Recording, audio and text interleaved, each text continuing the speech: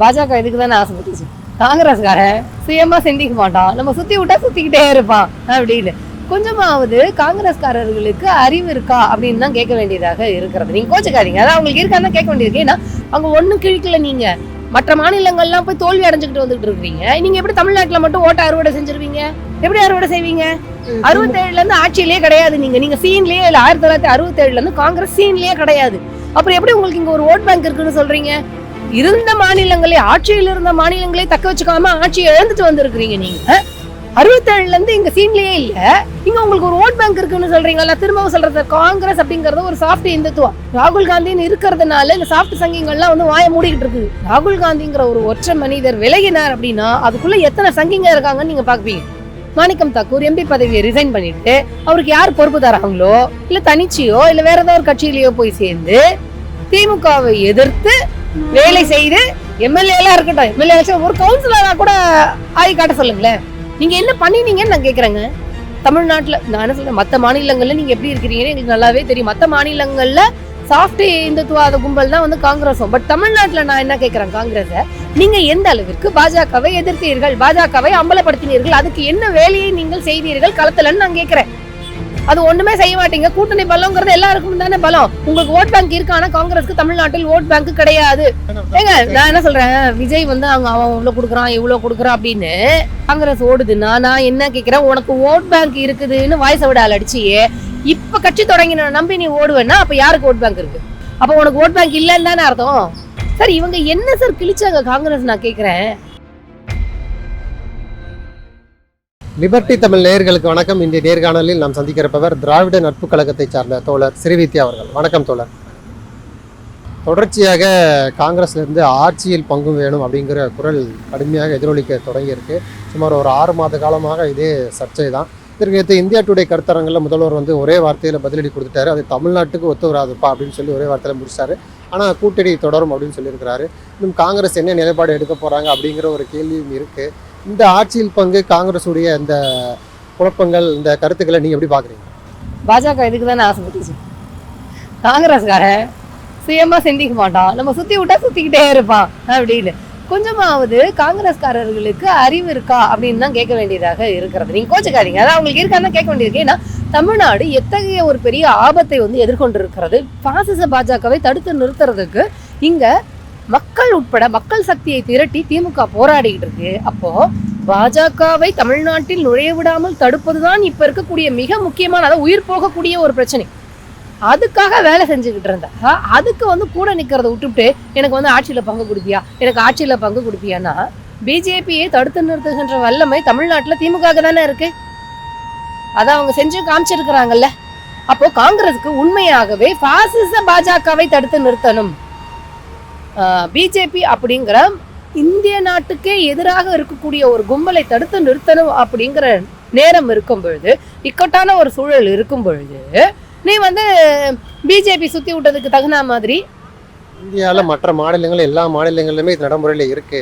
தமிழ்நாடு மக்களும் இதை ஏற்றுக்கொள்வாங்க. திமுக தான் முரண்டு பிடிக்குதுன்னு காங்கிரசினுடைய கிறிஸ் ஜோடங்கர் சொல்றாரு.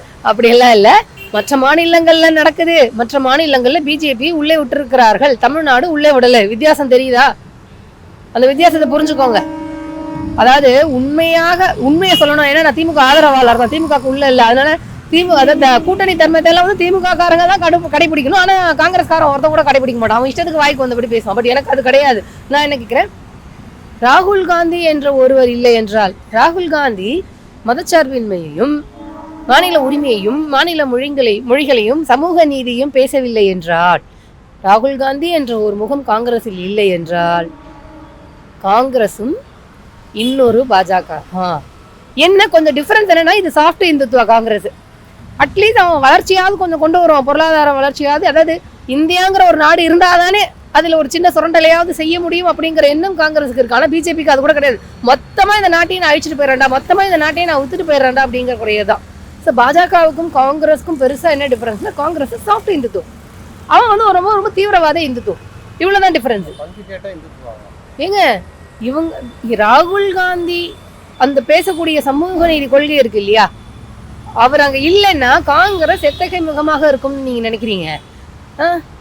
காங்கிரஸ் கொண்டு வந்த பாதைகளில் தான் பிஜேபி இப்போ ஆட்சி அமைச்சுக்கிட்டு இருக்கு, இல்லைன்னு சொல்ல முடியுமா? இப்போ காங்கிரஸ் என்ன மாநில மொழிகள் இருக்கக்கூடிய அத்தனை 22 மொழிகளையும் நாங்கள் வந்து ஆட்சி மொழியாக்கிடுவோம் அப்படின்னு சொல்லிடுவாங்களா? அவங்க இன்னும் சென்ட்ரல் ஆட்சிக்கு வரல. நான் என்ன கேட்குறேன்னா, காங்கிரஸ் 22 மொழிகளையும் ஆட்சி மொழியா ஆக்கிருமா? மாநில சுயாட்சிக்கான சட்டங்களை எல்லாம் உருவாக்கிருமா? அரசியலமைப்பு சட்டத்தில் திருத்தத்தை கொண்டு வந்துருமா? மாநில பட்டியலில் கல்வியை கொண்டு வந்து வச்சிருமா? நிதி பகிர்வில் இனிமேல் நியாயமா நடந்துக்குமா? சொல்ல முடியாது இல்ல. நான் அதான் சொல்றேன், காங்கிரஸ் அப்படிங்கிறது இன்னொரு குட்டி பாஜக. தமிழ்நாட்டில் இந்த தேர்தலில் காங்கிரஸினுடைய தயவு இல்லைன்னா திமுகவால் வெற்றி பெற வாய்ப்பே இல்லைன்னு சொல்கிறாங்க. ஆனால் விஜய் போன்ற சக்திகள் உள்ளே வந்துட்டாங்க. அதனால இதுதான் சரியான நேரம் ஆட்சியில் பங்கு கொடுக்கறதுக்குன்னு ஒரு குரல் இருக்குல்ல சார். நான் என்ன கேட்குறேன், உனக்கு டிமாண்ட் பண்ணக்கூடிய கெப்பாசிட்டி இருக்கா இல்லையாங்கிற ஒரு எக்ஸாமினேஷன் அப்புறமா அந்த டெஸ்ட், அந்த ஆசிட் டெஸ்ட்டை வந்து நம்ம அப்புறமா வைப்போம். நான் என்ன கேட்குறேன், உனக்கு இப்போ கள சூழல் எப்படி இருக்குன்னு தெரியும். அந்த சமயத்தில் நான் இதை வந்து நான் கேட்பேன் அப்படின்னு சொன்னால், நீ எந்த அளவிற்கு ஒரு குரூர சிந்தனை உடையவனாக இருப்பாய், இந்த மாநிலத்தின் மீது அக்கறை இல்லாதவனாக இருக்கிறேன்னு தானே அர்த்தம். நான் என்ன கேட்குறேன், காங்கிரஸ்க்கு இங்கே ஓட்டு இருக்கானா? கிடையாது. சத்தியமாக சொல்கிறேன், கிடையாது. யார் காங்கிரஸ்க்கு இங்கே ஓட்டு போட்டுன்னு இருக்கா சொல்றேன். தனிச்சு பாத்தீங்கன்னா அப்படிதான் தெரியும். கூட்டணியோட சேர்த்து பார்த்தா பலமா இருக்கும். கூட்டணிங்கிறது பலமானா அது எல்லாருக்கும் பலம். காங்கிரஸுக்கும் தான் பலம். திமுகவோட கூட்டணியில இருப்பது காங்கிரஸுக்கு பலம். காங்கிரஸ் மற்ற ஸ்டேட்ல எல்லாம் அப்படியே வெற்றியை அறுத்து தள்ளிட்டாங்களாமா? நான் கேட்கிறேன், இப்ப இவ்வளவு பெரிய பிரச்சனை பிஜேபி பண்ணிக்கிட்டு இருக்கிறேன். நீங்க ராகுல் காந்தியை தவிர வேற யார் அங்க வந்து நீங்க போராடிக்கிட்டு இருக்கீங்க பிஜேபி எதிர்த்து? என்ன நீங்க மக்கள் கிட்ட கொண்டு போய் பாசிச பாஜகவினுடைய செயல்பாடுகளை அம்பலப்படுத்திட்டீங்க? நீங்க என்ன பண்ணினீங்கன்னு நான் கேட்குறேங்க. தமிழ்நாட்டில் நான் என்ன சொல்றேன், மற்ற மாநிலங்கள்ல நீங்க எப்படி இருக்கிறீங்கன்னு எங்களுக்கு நல்லாவே தெரியும். மற்ற மாநிலங்கள்ல சாஃப்ட் இந்துத்துவாத கும்பல் தான் வந்து காங்கிரஸும். பட் தமிழ்நாட்டில் நான் என்ன கேட்குறேன், காங்கிரஸை நீங்க எந்த அளவிற்கு பாஜகவை எதிர்த்தீர்கள், பாஜகவை அம்பலப்படுத்தினீர்கள், அதுக்கு என்ன வேலையை நீங்கள் செய்தீர்கள் களத்துலன்னு நான் கேட்குறேன். அது ஒண்ணுமே செய்ய மாட்டீங்க. கூட்டணி பலங்கிறது எல்லாருக்கும் தானே பலம். உங்களுக்கு ஓட் பேங்க் இருக்கு, ஆனா காங்கிரஸ்க்கு தமிழ்நாட்டில் ஓட் பேங்க் கிடையாது. 70 தொகுதி, ஒரு துணை முதல்வர், 5 அமைச்சர்கள் கொடுக்க விஜய் ரெடியா இருக்கிறாரு. நீங்க கூட சேர்த்து உங்களுக்கு வெற்றி பெற வாய்ப்பு இருக்குன்னா சேர்த்துக்கங்க, இல்லைன்னா விஜய் கூட போகிறோம்னு சொல்லி காங்கிரஸ்ல ஒரு தரப்பு சொல்வதாக ஒரு தகவல். நான் அதை தான் சொல்ல வரேன். காங்கிரஸில் தலைமையில் இருக்கக்கூடிய ராகுல் காந்தியும் மல்லிகார்ஜுன கார்கேவினுடைய பேச்சையும் மீறி அவர்களிடமிருந்து எந்த ஒரு அனுமதியும் பெறாமல் இவர்கள் பேசுகிறார்கள் அப்படின்னா, காங்கிரஸ்க்கு உண்மையாகவே இந்த நாட்டின் மீதும் இந்த மாநிலத்தின் மீதும் அக்கறை இருக்கான்னு கேட்கிறேன்.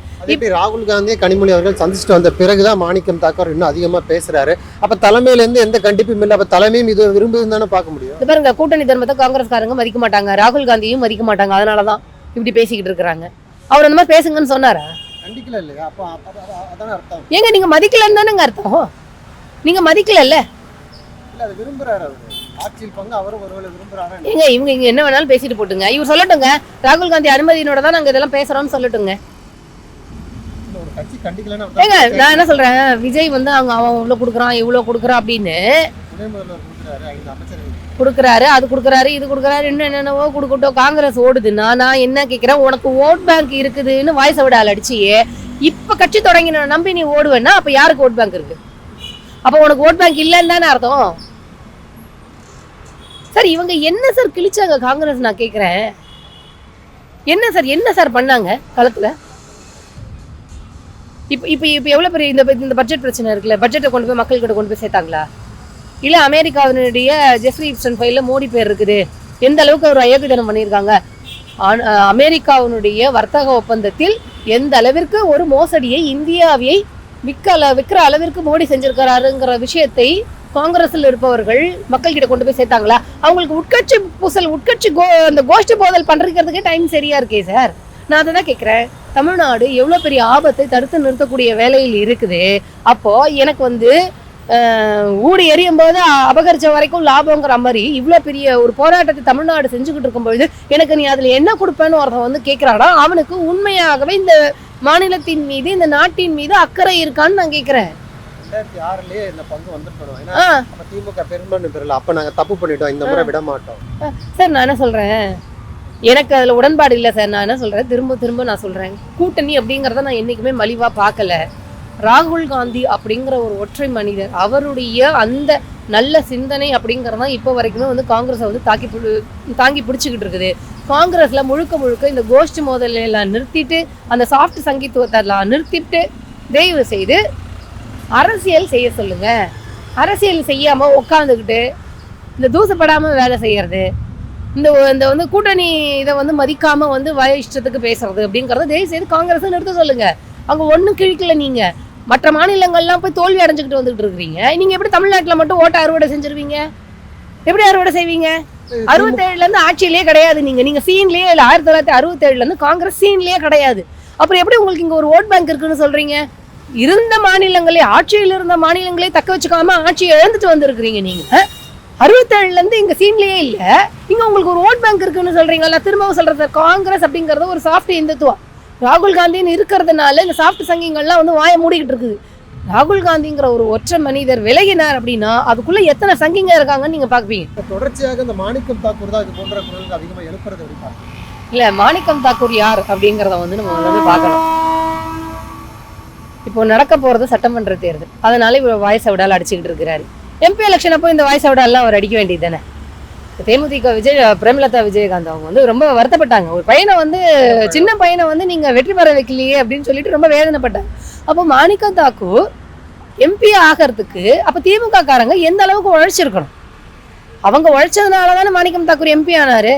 இப்போ வரப்போறது சட்டமன்ற தேர்தல்னா ஊன்றாரு. நான் என்ன சொல்றேன், மாணிக்கம் தாக்கூர் எம்பி பதவியை ரிசைன் பண்ணிட்டு அவருக்கு யார் பொறுப்பு தராங்களோ, இல்ல தனிச்சியோ இல்ல வேற ஏதாவது ஒரு கட்சியிலயோ போய் சேர்ந்து திமுகவை எதிர்த்து வேலை செய்து எம்எல்ஏலாம் இருக்கட்டும், எம்எல்ஏ ஒரு கவுன்சிலரா கூட ஆகி காட்ட சொல்லுங்களேன்.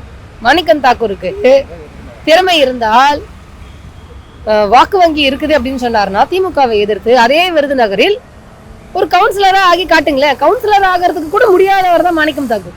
இப்போ வந்து சட்டமன்ற தேர்தல்னோட எரியிற கொல்லியில நம்ம வந்து ஏதாவது அதை குடிசை எரியும் போது எதையாவது வாரி சுருட்டிட்டு போலாமான் போது பாசிச பாஜக வந்து தமிழ்நாட்டை பிச்சு பிடிங்கி திங்கலாமான்னு பார்க்கும்பொழுது நீ இப்படி பேசுறேன்னா, திராணி இருந்தால், திறமை இருந்தால் திமுகவை எதிர்த்து ஒரு கவுன்சிலராகவாவது மாணிக்கம் தாக்கூர் தன்னை ஆக்கி காட்டட்டும், அப்படிதான் சொல்ல முடியும். இப்போ இந்த குழப்பங்களுக்கு காரணம் திமுகன்னு பார்க்கலாமா? தொடர்ச்சியாக அவங்க சொல்றாங்க 75 நாள் ஆச்சுங்க குழு அமைச்சு, இன்னும் பேச்சுவார்த்தை நடத்தலை. இப்போ ஆட்சியில் பங்குன்னு தொடர்ச்சியாக கேட்டுக்கிட்டு இருக்காங்க. முதல்வர் ஒரு இந்தியா டுடே கருத்தரங்கில் போய் உட்காந்துக்கிட்டு ஆட்சியில் பங்கு ஒத்து வராது அப்படிங்கிறாரு. அப்போ கூட்டணி கட்சிகளை கூப்பிட்டு பேசக்கூடிய திமுக அதை தவறி விட்டுட்டு குழப்பத்தை ஏற்படுத்துது. ஒருவேளை காங்கிரஸ் கழட்டிட்டு போகணும்னு திமுக விரும்புதா? இல்லைங்க, அவங்க வந்து நாங்க 75 நாளா வெயிட் பண்ணிக்கிட்டு இருக்கோம், எங்களை வந்து மதிக்கல, கூட்டணிக்கு கூப்பிடல அப்படின்னு எல்லாம் சொல்றீங்களா? அப்படிலாம் கிடையாது. திமுக என்னைக்குமே கூட்டணி கட்சிகளை மதிக்கக்கூடிய, மரியாதை செலுத்தக்கூடிய ஒரு கட்சின்னு வச்சுக்கோங்களேன். நம்ம நிறைய பாக்குறோம். நான் என்ன சொல்றேன், நாங்க இவ்வளவு நாளா வெயிட் பண்றோம், ஏன் கூட்டணிக்கு பேச கூப்பிடலன்னா நீ என்ன பண்ணுவேன்னு எங்களுக்கு தெரியும். இங்க வந்து பேசிட்டு இதை வச்சு இன்னும் எந்த கட்சியில எல்லாம் போய் டிமாண்ட் பண்ணலாம். அதாவது உனக்கு உண்மையாகவே இந்த இந்த மதச்சார்பற்ற கூட்டணியில இருந்துகிட்டு தமிழ்நாட்டை பாதுகாக்கணும், பிஜேபி உள்ள வராம பாதுகாக்கணும் அப்படிங்கிற எண்ணம்லாம் கிடையாது உனக்கு. நான் திரும்ப சொல்றேன், அரசியல்வாதி வேற, அதிகாரத்திற்கு ஆசைப்படுபவர்கள் வேற. அப்ப தமிழ்நாடு காங்கிரஸ்ல இருப்பவர்கள் அதிகாரத்திற்கு ஆசைப்படுபவர்களாக இருக்கிறார்களே தவிர, என்ன தோழமையோட நாங்க சொல்றதை நீ முதல்ல காதுல வாங்கிக்கோ. ஆட்சியில இருந்த மாநிலங்களையும் ஆட்சியை விட்டுட்டு வந்து உட்காந்துருக்கீங்க. இங்க உங்களுக்கு நீங்க சீன்லயே கிடையாது, இங்க ஓட்டே கிடையாது உங்களுக்கு. அப்புறம் என்னத்த வாங்கி என்ன பண்ணுவீங்க? நீங்க தோத்துதான் போறீங்க. அது எதுக்கு அந்த சீட்டை அவ்வளவு வேஸ்ட் பண்ணணும்? நான் என்ன சொல்றேன் சார், தேர்தலில் கூட திமுக காரன் தான் வந்து காங்கிரஸ்காரனுக்கும் சேர்த்து உழைக்க வேண்டியதா இருக்கு சார். அப்புறம் காங்கிரஸ்காரங்க உழைக்கிறீங்களா? இல்ல திமுக இருக்கிற இடத்துல போய் நீங்க காங்கிரஸ்காரங்க ஏதாவது ஒழுங்கா வேலை செய்யறீங்களா?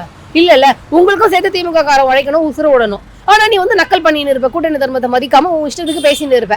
ஆனா திமுக காரங்க மட்டும் கூட்டணி தர்மத்தை மதிச்சுக்கிட்டு வாய மூடிக்கிட்டு இருக்கணும். ஆர்எஸ் பாரதி வந்து அறிக்கை விடுவாரு, கூட்டணி தர்மத்தை மதியுங்கள், யாரும் வெளியில பேசாதீங்க, திமுக காரங்களுக்கு அட்வைஸ் பண்ணுவாங்க. ஆனா காங்கிரஸ்ல அப்படி யாரும் ஏதோ அட்வைஸ் பண்ண மாட்டீங்க. உங்களுக்கு வாய் இருக்குங்கிறதுக்காக திமுக காரன் என்ன வேணா பேசுவீங்க. ஆனா எலெக்ஷன்ல நீங்க கூட்டணியில நின்னீங்கன்னா உங்களுக்கு சேர்த்து திமுக காரன் வந்து உழைக்கணும். என்ன அநியாயம்? நான் திரும்பவும் சொல்றேன், அது ஒரு குட்டி பாஜக, குட்டி இந்துத்துவா, அது ஒரு குட்டி ஆர்எஸ்எஸ் கும்பல். ராகுல் காந்திங்கிற ஒரு மட்டும்தான் சார் காங்கிரஸுக்கு இங்க தமிழ்நாட்டுல மரியாதை, இல்லைன்னா கிடையாது சார். இவங்க என்ன பண்ணாங்கன்னு சொல்லுங்க சார். இவங்க என்ன பண்ணாங்க? பிஜேபியை எதிர்ப்பதற்கு இவங்க என்ன களத்துல வந்து என்னென்ன போராட்டம் பண்ணியிருக்காங்க சொல்லுங்க. பிசிகா ஒரு போராட்டம் பண்ணுது, கம்யூனிஸ்டும் ஒரு போராட்டம் பண்ணுது. காங்கிரஸ் இங்க தமிழ்நாட்டில் பிஜேபியை எதிர்த்து செய்த போராட்டங்கள் என்னென்ன, மக்களை ஒன்றிணைத்து அவங்க பண்ண ஆர்ப்பாட்டம் என்ன சொல்லுங்க. ஒண்ணுமே கிடையாது, எதுவுமே பண்ண மாட்டேங்கிறீங்க. ஆனா வந்து எங்களுக்கு ஆட்சியில பங்கு கொடுங்கன்னு கேக்குறீங்க. தமிழ்நாடு என்றைக்கும் இந்த மாதிரி வந்து திமுகனா திமுக தான், மற்றவங்க யாரும் இருக்கிறதா நாங்கள் ஏற்றுக்க மாட்டோம். அதுவும் காங்கிரஸ் அப்படிங்கிறத ரொம்ப சிம்பிளாக சொல்லணும்னு வச்சுக்கோங்க சார். ஒரு கிளாஸில் 2 அடாவடி பசங்க இருக்காங்கன்னு வச்சுக்கோங்களேன். டீச்சர் என்ன பண்ணுவாங்க, அந்த 2 பையனையும் சேர்த்து வெளியில் நிற்க வைக்க மாட்டாங்க. ஏன் தெரியுமா? அவன் வெளியில் போய் நின்னாலும் அவனுக்கு அடிச்சுக்கிட்டே இருவான்னு. அப்போ என்ன பண்ணுவாங்க, ஒரு பையனை வெளில நிற்க வச்சுட்டு ஒரு பையனை இழுத்துன்னு வந்து சேருக்கு கீழே உட்கார வச்சுப்பாங்க. சரி, மரியாதையாக சொல்கிறேன், சேருக்கு பக்கத்தில் உட்கார வச்சிருப்பாங்கன்னு சொல்லுங்க. அது மாதிரி தான் பிஜேபி வெளில நிற்க வச்சிருக்கோம், காங்கிரஸ் கூட்டின்னு வந்து பக்கத்தில் உட்கார வச்சிருக்கோம். ஏன்னா நீயும் ஒரு சங்கி, அவங்க கூட சேர்ந்துனா இன்னும் நாடு குட்டிச்சோரா போயிடும், இந்த நாடு தாங்காது இந்த சங்கி கும்பலை அப்படின்னு பிடிச்சி வச்சிருக்கோம். எங்களுக்கு பாசிச பிஜேபியை எதிர்ப்பதை காட்டிலும் தமிழ்நாட்டினுடைய உரிமையை, நிம்மதியை, வளர்ச்சியை பாதுகாப்பதை காட்டிலும் எங்களுக்கு அதிகாரம் தான் முக்கியம், எங்களுக்கு ஆட்சியில பங்கு வேணும் அப்படின்னு சொன்னா காங்கிரஸ்காரங்களை பத்தி என்ன சொல்றோம், போங்க, யார் கொடுக்குறாங்களோ போங்க, அப்புறம் உங்களை பத்தி நாங்க பேச வேண்டியது இருக்கும், நீங்க என்னென்னலாம் பண்ணீங்க, ஏன் பிஜேபி இந்த அளவிற்கு அவனால ஆட்டம் ஆட முடியுது, அதற்கு வழிகாட்டியவர்கள் யார் அப்படிங்கறதெல்லாம் பேச வேண்டியது இருக்கும். இவங்க 2 பேரும் பெருசா ஒன்றும் யோகம் கிடையாது. நான் ஒன்னே ஒன்று சொல்றேன், இப்போ காங்கிரஸ் அப்படிங்கிறதுனா ராகுல் காந்தி தான் காங்கிரஸ் முகம். அதற்காக தான் எல்லாருமே காங்கிரஸின் மீது மதிப்பும் மரியாதையும் வைத்திருக்கிறோம். சரி, காங்கிரஸ் தன்னுடைய பழைய நிலையிலிருந்து மாறி இப்போ நாம திராவிட கொள்கையில என்னென்னலாம் பேசுறோமோ அதையெல்லாம் ஏற்றுக்கொள்ளக்கூடிய சிந்தனைக்கு வந்திருக்கிறது பிகாஸ் ஆஃப் ராகுல் காந்தி அப்படிங்கிற ஒரு சிந்தனையில் இருப்பதனால் அந்த மதிப்பும் மரியாதையும் கொடுத்துக்கிட்டு இருக்கோம். ஆனா இந்த கோஷ்டி போதல்ல பிஜேபியை எதிர்ப்பதை காட்டிலும் திமுகவை எதிர்ப்பதுதான் முக்கியம் அப்படின்னு நினைச்சாங்கன்னா எங்க வேணாலும் போ சொல்லுங்க, ஆனால் அவர்கள் அம்பலப்பட்டு போவார்கள் அப்படிங்கறதா உண்மை. தாவேகாவுடைய அரசியல் செயல்பாடுகள் குறிப்பாக வந்து அவங்க கருத்து கணிப்பு அப்படிங்கிற பேரில் ஒரு வடசென்னை பகுதியில் மக்களை போய் சந்திச்சிருக்கிறாங்க. திமுகவுடைய குண்டர்கள், அதாவது சேகர்பாபுடைய ஆட்கள் வந்து அவங்கள போட்டு அடித்து மண்டையெல்லாம் உடைச்சி கர்ப்பிணி பெண் கூட பார்க்காம காலால் எட்டு உதைச்சிட்டாங்கன்னு சொல்லி தவிக்கக்கூடிய நிர்வாகிகள், முக்கியமாக நிர்மல்குமார், ஆதவ் அர்ஜுனா உள்ளிட்டவர் வந்து நேரில் வந்து பார்த்தாங்க. ஆதவ் அர்ஜுனா சொல்கிறாரு, சேகர்பாபுக்கு முடிஞ்ச தைரியம் இருந்தால் நான் வரப்போகிறேன், என் மேலே கை வச்சு பாருங்க அப்படின்னு சொல்கிறாங்க.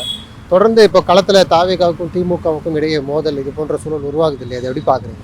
தாவேகாவுக்கும் திமுகவுக்கும் மோதல்லாம் இல்லை. திமுக காரங்க கிட்ட அடி வாங்குறது கூட ஒரு குவாலிஃபிகேஷன் இருக்கணும், அந்த தாவேகா கும்பலுக்கு இல்லை. முதல்ல இந்த கர்ப்பிணி பெண் தாக்கப்பட்டார் அப்படிங்கிறது, அப்புறம் ஆதவ் அர்ஜுனாவே வந்து நான் களத்துக்கு வரேன்னு சொல்கிறது, முடிஞ்சா என் மேலே கை வைங்க, அதுக்கெல்லாம் முன்னாடி நீங்கள் என்ன சொல்லணும் அப்படின்னு சொன்னால், தாவேகாவினுடைய தலைவர் விஜய் தாக்கப்பட்டார், தாவேகாவினுடைய தாவேகா கட்சி தலைவர் விஜய் பொதுமக்களை போய் அடித்தார் அப்படிதான் சொல்லணும். ஏன்னா அங்கே இருக்கிற ஒவ்வொருத்தரும் விஜய் இல்லையா, இப்போ நீங்கள் விஜய் நிர்வாகிகள் சொல்லக்கூடாது. தாவேகா விஜய் கருத்து கணிப்பு கேட்குறேன்னு சொல்லிட்டு மக்களை போய் டார்ச்சர் செய்தார், அதனால மக்கள் அடிச்சாரு அவங்கள, அதே மாதிரி விஜய் மக்களை அடிச்சாரு அப்படி சொல்லுங்க, சரிங்களா? அப்புறம் கர்ப்பிணி பெண்ணை தாக்கப்பட்டார் அப்படின்னு குமுறுறாங்க இல்லையா. அந்த சிடி நிர்மல்குமார்லாம் யாரு, ஒரு RSS சங்கி, அவன் அங்கே போய் உட்காந்துட்டு இருக்கக்கூடிய காரணம் என்ன, யார் அவங்கள அங்கே அனுப்பிச்சாங்க அப்படிங்கிறதெல்லாம் வந்து மக்கள் புரிஞ்சுக்கொள்ளணும் அப்படின்னு நான் கேட்டுக்கிறேன். கர்ப்பிணி, அதாவது என்ன நடந்தது அப்படிங்கிறத வந்து அங்கே பாதிக்கப்பட்ட மக்களே சொல்கிறாங்க. எந்த கட்சியிலாவது, எல்லா கட்சியுமே கருத்து கணிப்பு அப்படிங்கிறத நடத்தும், அதுக்கும் கட்சி கொடியை போட்டுன்னு போயெல்லாம் யாரும் வந்து கருத்து கணிப்பை நடத்த மாட்டாங்க. இப்போ அவங்களுக்குன்னு ஒரு ஏதாவது ஒரு மீடியா கம்பெனி வச்சுருப்பாங்க, அவங்க போய் நடத்துவாங்க, இல்லை ஊடகங்கள் போய் நடத்தும். இப்படி எந்த கட்சியும் போய் இறங்கி நீங்கள் யாருக்கு ஓட்டு போடுவீங்க, எங்களுக்கு ஓட்டு போடுவீங்களா, இன்னொரு கட்சிக்கு ஓட்டு போடுவீங்களா, இப்படியெல்லாம் கருத்து கணிப்பு எடுத்ததே இல்லை. ஆனால் இந்த தாவேகா தற்கொலைகள் மக்கள் கிட்ட போய் கருத்து கணிப்பு நடத்துறேன்னு சொல்லிட்டு தாவேகாங்கிற கட்சியினுடைய அடையாளத்தையோடய போய் நீங்கள் யாருக்கிட்ட போடுவீங்க, யாருக்கு போடுவீங்கன்னு கேட்டு மக்களை டார்ச்சர் பண்ணி மக்கள் கோவப்பட்டு வாக்குவாதமாகி தாவேகாக்காரங்க மக்களை தாக்கி இருக்கிறாங்க. அதில் பாதிக்கப்பட்ட பெண்களும் ஹாஸ்பிட்டல்ல இருந்து பேட்டியெல்லாம் கொடுத்துருக்குறாங்க. அப்போ தாவேகால இருக்கக்கூடிய பெண்கள் மட்டும்தான் பெண்களா, பொதுமக்கள்ல இருக்கக்கூடிய பெண்கள் வந்து உங்களுக்கு பெண்களாவே தெரியலையா? கருத்து கணிப்பு நடத்துறேன், போய் ஒப்பீனியன் கேட்கறேங்கிற பேர்ல போய் பப்ளிக்கை போய் டார்ச்சர் பண்ணியிருக்கிறீங்க. இந்த ஆதவ் அர்ஜுனா நான் சொல்றேன், இந்த வீர டேஷ் பேச்செல்லாம் கரூர்ல 41 பேரை கொண்டு ஓடி போனீங்க பாருங்க, அன்னைக்கு மறுநாள் களத்துல வந்து நின்றுக்கணும். இல்ல கரூருக்கு அப்ப ஏன்டா 1 மாசம் ஓடி போனீங்க?